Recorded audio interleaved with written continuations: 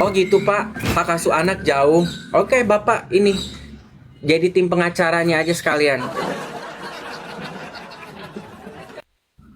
Jauh, jauh, jauh. Bapak tahu apa? Ya, saya juga bilang hak asuh anak juga jauh dari SW. Ya, jangan Bapak kelihatan banget Pak, maaf banget ya. Bapak tuh kelihatan banget Bapak tuh ada di kubu pembela SW. Udah ngaku aja. Jangan sok ngomong dari kacamata hukum, ya. Mendingan Bapak bawa aja pribadi aja. Jangan ngomong kayak begini di pengadilan, pakai baju alma mater avokat segala macem, ya, membawa jabatan seperti itu. Kalau Bapak ngomongnya sebelah pihak, itu Bapak udah dipastikan tidak akan mendapatkan klien Pak kayak begitu. Itu adalah pembentukan citra Bapak sendiri, resume Bapak. Ya, untuk kedepannya gini bahaya Pak, kata aku mas stop ya. Jangan sosok pansos di kasusnya SWRO karena ini kasusnya tingkatannya bukan seperti Bapak waktu pansos di kasusnya si siapa tuh namanya? Yang dia sosok mau jadi pengacara jadi mundur. Siapa? Yang matanya kesiram air keras itu? Agus, ya. Di kasusnya NM juga emang Agus, ya kan ya? Novi. Pak, ini kasusnya elitnya lebih tinggi, Pak. Bapak kalau sekali ikutan, itu hancurnya itu nasional, Pak, ketahuannya. Ini kelasnya beda, kalau kata gua mah. Ya, apalagi Bapak di sini kentara banget membela siapanya. Sehingga kalian denger nggak? Denger nggak dari awal sampai terakhir ini pengacara ya, si advokat ini ada nggak ngebagusin RO satu kata pun. Satu kata pun di wawancara yang durasinya 10 menit ini yang Dokcin udah potong, dia biar lebih padat. Dia tidak ada satupun namanya memvalidasi atau menghargai perjuangan RO, nggak ada. Dan ini parah di muka publik, di pengadilan, dan kamu masih kerjaan di advokat ini. Parah lu. Jangan ikut-ikutan kalau lu nggak mau dirujak satu Indonesia ya. Parah loh. Ya nggak ada. Gue gimana nggak kesel? Kita ada belajar nggak dari sini? Dari apa yang tadi dikatakan sama Bapak Jainuddin ini, ada kita belajar nggak untuk kedua belah pihak? Enggak. Intinya si Bapak ini kan ngambil kesempatan namanya untuk menjatuhkan RO kan? Secara terang-terangan loh. Secara terang-terangan dia menjatuhkan RO full 100% tanpa ada sedikit pun namanya menghargai atau namanya mengiyahkan untuk beberapa bagian dalam masalah ini untuk ke RO. 100% ke SW, gila menurut gue nih Bapak. Buat tunggu ya Bapak ya. Ya wahai Jainuddin ini ya, kalau lu ada buat video lagi ya, lu mendingan ngakuin gue ngebela SW karena gue tahu ngomong begitu ngosok-sosokan lu pakai pengandaian-pengandaian dari kacamata hukum, lu kagak ada ngomongin pihak sebelahnya sedikit pun yang punya uang ya. Kenapa lu butuh uang? Lu butuh klien, nggak ada yang mau udah kayak begini Pak. Lu udah digerus nih, paling lu dapat case-case kasus-kasusnya orang-orang kecil, paling maaf banget ya. Ini ngapain dik? Aku dapat video yang pertama dia ada secara pribadi sih ya. Ngato lagi di kantor ngomongin itu ngebela SW. Ini muncul lagi. Dokter etis baru tahu nih 2 kali dia ada video pansos dia begini. Pak, kasus ini udah terlalu alot. Bapak jangan jadi namanya penyelundup dalam case ini. Udah terlalu alot, Pak. Jangan dikembang-kembangi, jangan ikut-ikutan. Pansos-pansos, mendingan Bapak kalau membawa alma mater hukum dan jabatan sebagai advokat, tolonglah bicara untuk kedua belah sisi, Pak. Ini Bapak nih seolah-olah udah menjadi timnya SW loh. Jadi namanya garda terdepan untuk SW. Sebenarnya Bapak tidak perlu namanya membawa kacamata payung hukum deh. Bapak jabatannya advokat, malu Pak. Bapak ini akan mencacatkan resume Bapak sendiri. Di mana-mana namanya pengacara juga kan harus tahu both sides. Ya, mengetahui dua sisi ceritanya, yang mana yang harus memang benar ditepis oleh pengacara atau advokat, mana yang memang harus benar diperjuangkan. Dan itu secara sadar juga advokat memang harus tahu mana yang memang tidak bisa untuk dibela, ranah untuk temanya, ada yang mana harus memang diperjuangkan dari kliennya, harus memberikan pelajaran juga untuk kliennya, memberikan masukan, diakuin salah ya salah, benar ya benar, itu yang vote yang benar pak. Bapaknya bilang makanya menurut undang-undang yang ini harus diberikan istilahnya payung hukum. Ya iyalah, ini lagi diperjuangin pak. Karena kemarin itu udah kacau. Kemarin itu tidak ada payung hukum. Makanya mau perkara bagaimana wajib tidaknya segala macam dari segi A ke B-nya, itu kan di bawah mereka persetujuan berdua. Ya kan, notaris dengan kuasa hukum masing-masing. Ya makanya dia bilang, makanya harus dikukuhkan masalah. Iya, ini lagi diperjuangin Bapak. Bapak tuh dongo apa bagaimana?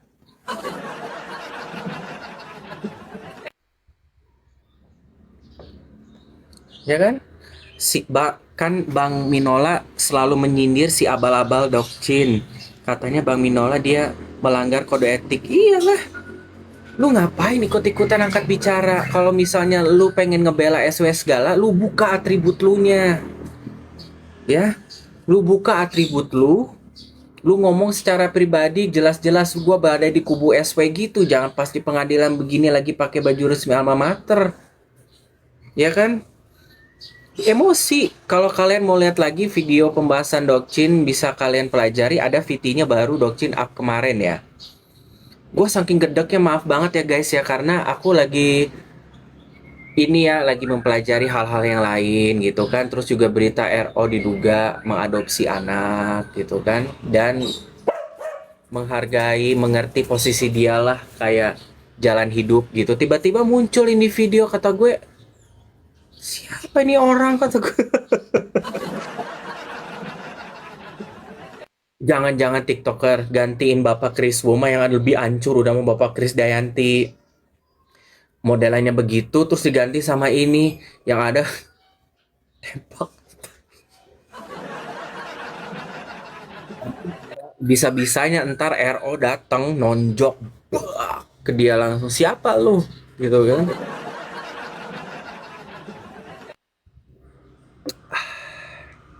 Ya. Jadi minggu depan sidang berlanjut dengan agenda masih mediasi hukum ya. Jadi masuk untuk agenda perkara itu belum ya. Jadi semua tuntutan-tuntutan dari pihak RO maupun SW itu belum dibicarakan.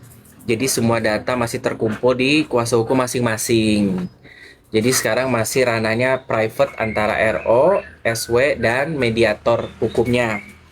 Jadi tiap tim penguasa hukumnya belum ada campur tangan, belum boleh. Jadi mereka berusaha di hak asuh anak ini, mereka berusaha untuk menyelesaikan tanpa perkara dulu gitu loh. Makanya dikasih tugas, ya kan? Ya, masih tugas. Jadi 30 di dalam jenis persidangan hak asuh anak itu hanya 30 hari. Diberikan waktu sampai ketok palu. Ya kan? Sebenarnya minggu depan ini udah terakhir. Harusnya udah ketok palu. Tapi kalau misalnya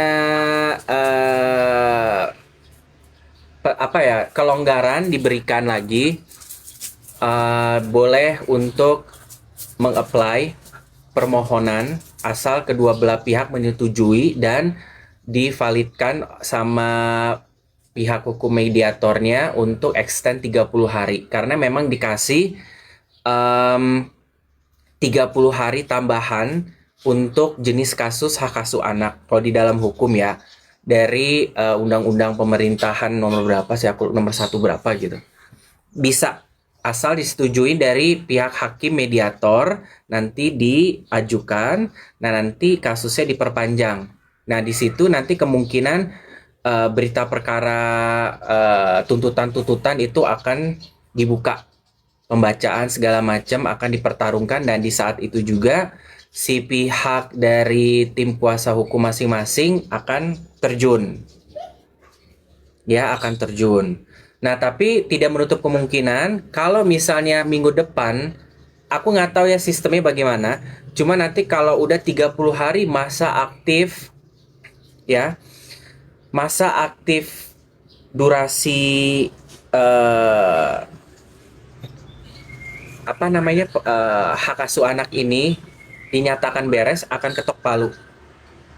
Mau nggak mau harus ketok palu. Tapi kalau misalnya ketok palu ini dinyatakan hasilnya gagal, ya mau nggak mau case mereka ini dianggap resmi bubar. Nah itu kan kita tidak pengenin ya, jadi akan kembali ke pakem lama gitu. Makanya RO sendiri juga sebenarnya sudah pasrah. Gua nggak tahu apakah RO ini udah tahu keputusannya atau bakal bagaimana, akhirnya dia jadi seperti kayak udah capek gitu.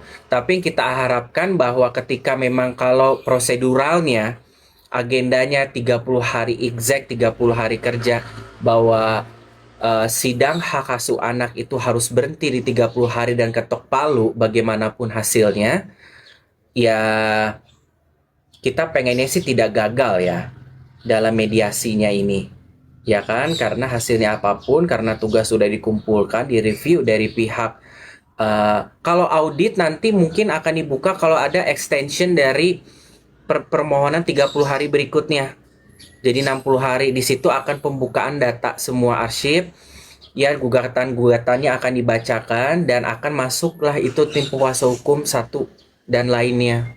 Karena kan ini ada segini gugatannya yang belum dibuka sama sekali, yang belum didiskusikan. Karena 1 bulan 30 hari produktif ini adalah sidang pribadi private antara kedua orang tua aja yang ditugaskan secara mediatornya. Mereka harus kerjakan masing-masing tanpa ada campur tangan dari kuasa hukum masing-masing. Makanya dokter tadi bilang kalau 30 hari ini udah jatahnya untuk hak asuh anak, mudah-mudahan hasilnya memang baik dan kelihatan nanti siapa hak asuh anak yang lebih diberatkan dapatnya. Kalau memang perlu belum puas, misalnya dari SW atau RO, bisa di-extend dengan mengajukan dengan sama-sama mereka semuanya setuju akan dilanjutkan. Nah nanti perjalanan pengadilannya akan dibuka, pembelaannya tim penguasa pengacara akan hadir gitu kan, pembukaan berkas perkaranya apa aja gitu. Nah ini sebenarnya nggak mau ya Dokcin ya, karena kalau 30 hari kalau menurut dari hukum dari sananya tertulis, kalau gagal, misalnya ada kata gagal deh, dinyatakan resmi beres gitu loh, mereka bisa aja mengajukan untuk kayak akhirnya ke pengadilan dengan agenda baru, dengan pembahasan berkas perkaranya, tuntutan dan dari yang penuntut dan yang dituntutnya gitu loh. Dan itu extendnya 30 hari dari extension yang udah disetujui, 30 hari masa untuk sidang hak asuh anak itu. Seperti itu.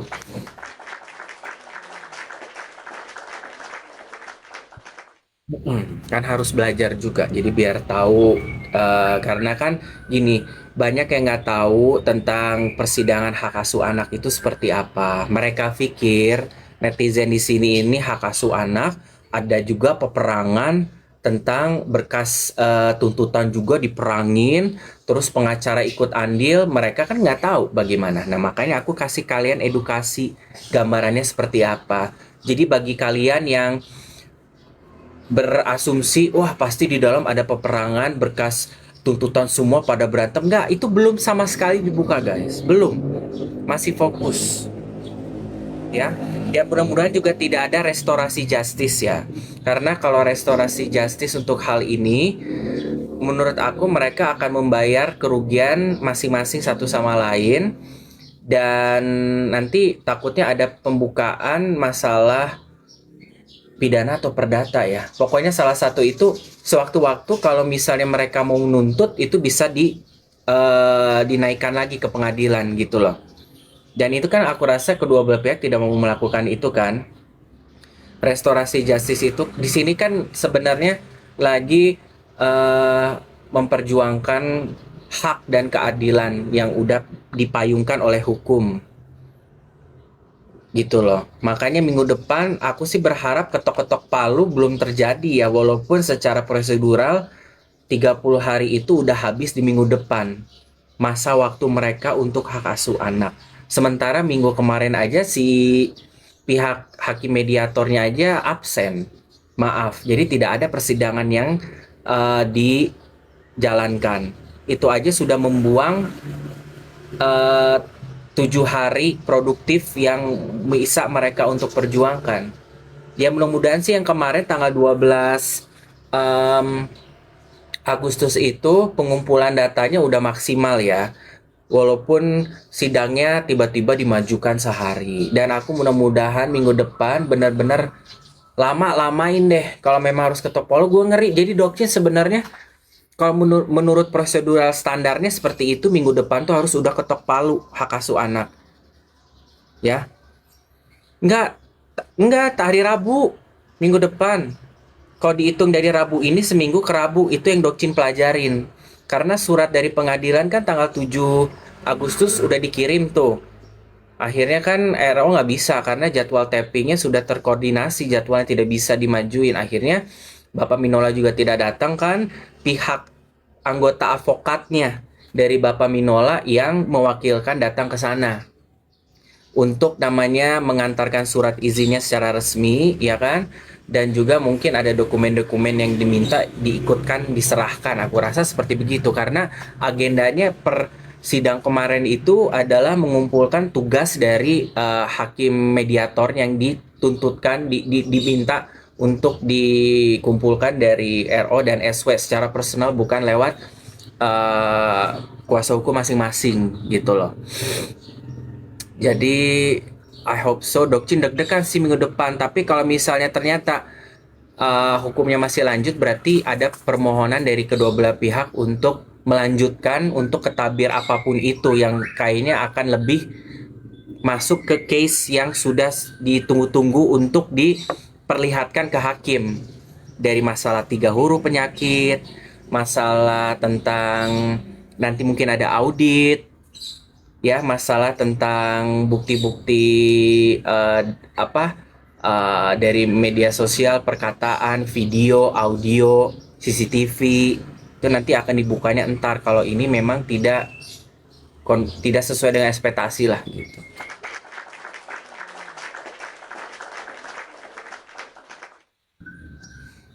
Iya, karena kalau untuk hak asuh anak itu ranahnya beda persidangannya. Jadi ada mediator hukum dulu dengan kacamata penilaian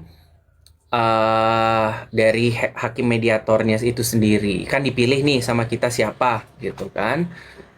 Hukum mediatornya dapat, akhirnya mereka coba mediasikan menurut ranah harfiahnya hak asuh itu nanti bagaimana penilaiannya. Tapi kalau memang tidak bisa, mereka akan menggunakan agenda pembukaan tuntutan yang lebih kasarnya gitu, peperangan yang akan menurunkan melibatkan dari kuasa hukum masing-masing.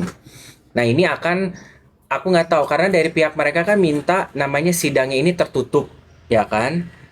Apakah nanti kalau sidang hak asuh anak ini akan seperti kayak Andre Taulani? Ya, Andre Taulani itu hak asuh apa perceraian ya waktu itu? Itu kan sidangnya terbuka ya, akhirnya ya, bukan sidang tertutup ya. Ada yang bisa tahu nggak ya Andre Taulani itu sidang hak asuh anak? Hak asuh anak apa perceraian sih? Hak asuh anak kan ya? Perceraian ya? Oh perceraian ya? Tapi sebenarnya hak asuh anak ini bisa jadi sidang yang nggak tertutup juga sih sebenarnya bisa terbuka gitu. Kalau memang case ini tidak berhasil, ada pengacara segala macam apapun itu akan lebih rumit lagi dan Dokci nggak mau sih sebenarnya. Puyeng masalahnya kalau udah begitu mah. Ya kan, apalagi nanti udah pembukaan berbagai macam aib-aib gitu yang dibukain di pengadilan gitu kan. Oh, asal anak. Sebenarnya sih bagus sih memang tertutup ya. Jadi intinya 30 hari produktif untuk pelaksanaan harfiahnya hak asuh anak sampai ketok palu. Tapi kalau mereka meminta untuk extension, mereka bisa atas persetujuan kedua belah pihak ya dan diiyahkan oleh hakim mediator bisa ditambahkan semaksimalnya hanya 30 hari tambahan. That's it. Ya. Tapi kalau pihak mediasi hukumnya tetap menyatakan ini gagal, mau apapun itu ketok palu minggu depan bisa aja terjadi. Oke, udah saya putuskan. Atau enggak, oke, saya udah bilang ini gagal. Jadi kembali lagi ke pakem yang semula. Nah itu aku nggak mau. Ngambang jadinya. Gitu, aku harap sih ada permohonan 30 hari tambahan ya, gitu. Jadi biar nggak sia-sia arsip yang udah dikumpulkan ya gugatan yang tebal ini kalau kata Bapak Krisdayanti ya sayang kalau nggak dibuka. Kecuali mereka misalnya oke, hak asuh anak ini udah keluar hasilnya ya mereka kalau misalnya masih punya tenaga buka lagi agenda baru pengadilan